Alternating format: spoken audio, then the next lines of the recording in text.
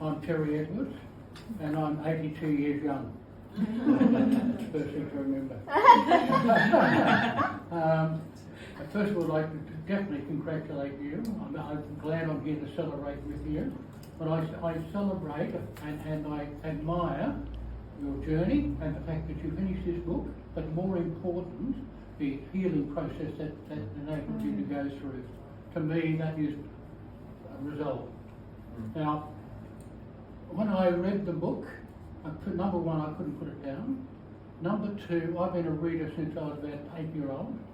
Mum and Dad used to get 2 books each out a week from the local bookman, and they give me one. By the time I was 12, I was reading the whole 5.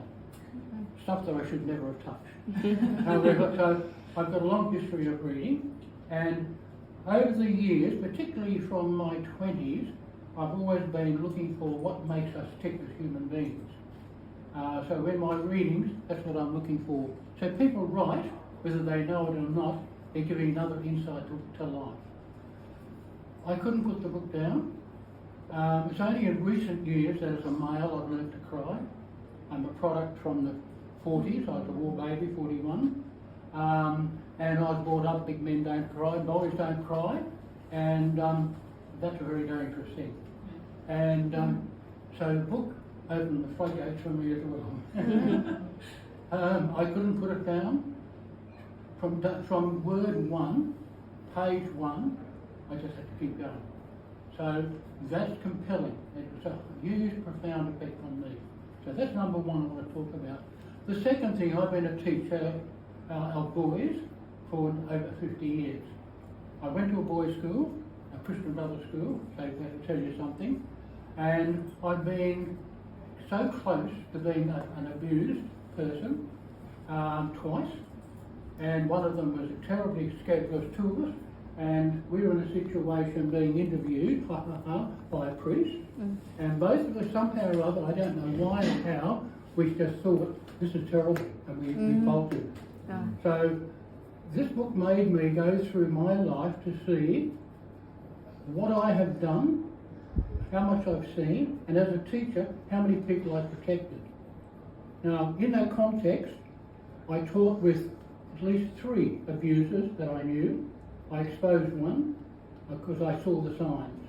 I wasn't believed when I reported it into the people who should have seen it, but I managed to keep going at it.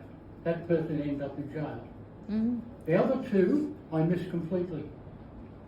I didn't see the signs. One of them was our brand new chaplain, retiring from a very high position in the archdiocese. This was going to be his retirement gift.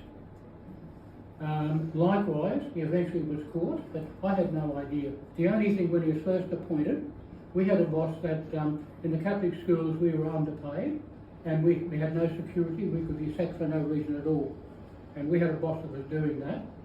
And I don't have an aggressive bone in my body, but when social issues come up, somehow or other I get dragged into it. And I don't know why, and I don't know why I can't do it.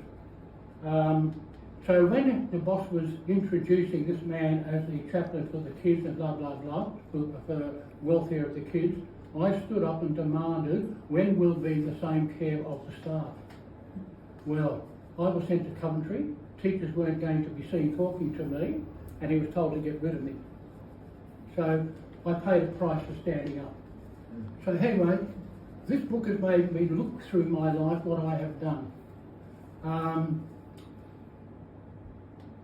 I have saved at least one child that I know of for sure. There's one of the profoundest one that I know that somehow or other, I don't know if he has been abused or not. We had a young fellow in year 9. He was good at everything. He was popular, great at sport, everything, and committed suicide. Now, nobody could work out why. Now, no child who was on top of the world would commit suicide. Something was going on. And the book made me rethink that, and I just think, what did I miss? When I went through training, I was a Christian brother. We had 3 years training, and we were told 2 things. Never be in a room on your own with a child, door must be open. The guy that I caught out had closed doors. And the second one was, if you see a change in behaviour, attitude, anything at all in a child, look at it, investigate. So I've been examining myself on those issues. So we'll just come back to the moment. I also puzzled about your title. So I've seen and I can understand there are two ways that resolve can be seen. It's for the person to resolve the issues of life, but there's a public one, because it is a decision to make a big difference on contentious issues. So the book is now saying to me, what are you going to do? Now, what's in there would be great for the young people to see, but no young people are going to read that book. So it's going to be up to us. We need to get that book into many hands. For example, teachers' conferences always have books outside. So you need contacts to get it in. Publishers need to know that. Health people need to know it. Anyone dealing with children need to have that book. So I would say to talk to your publishers about getting that book into all those big. I can give you a contact to get it into conferences in some of the schools. I was the president of the Independent Teachers Union at one stage. I did that simply because there was so much injustice. I was preached against. I happened to subpoena the Archbishop and the 5 bishops of Queensland and all the directors of education. And my phone was tapped because it was during their Joe years. So, and I was preached against, I was smeared, and I was told I'd never get a job if I lost the President one. So I understand that through that contact I might be able to open the door for some teachers' conferences. Oh cool, I'll speak to you about it because I am the publisher. Yeah. So they're the kind of areas.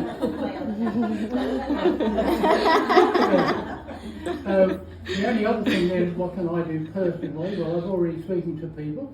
I spoke to my sister today who told me that she, as a friend, we had a family across the road from us and we played together. The wife was a victim of the husband. My mother was caring for her. The eldest son was abusing his sister and the cousin who stayed. Now, I didn't know that until today. Yeah, wow. And I said to my sister, and also tried to get on to my 2 sisters, and they had enough now to get out. And I said, why didn't you tell anyone? Well, 2 families were so close together, we didn't know what to do. Yeah. So, you know, you've experienced that. Yeah, there's lots of reasons. So it's really interesting to understand all of that. That's why I dug into the real research. I didn't just, So, not just make it my story. I did need to actually look at what was bigger. Yeah. So I will spread as far as I can, individually. Okay. I've spoken to probably about 5 people at this stage. Saying what a wonderful book and blah, blah, blah. And it's just amazing, once you get them talking, they're coming back with their stories. So it's got to be each of us resolving in that physical way or external way. Thank you. Well done. Thank you.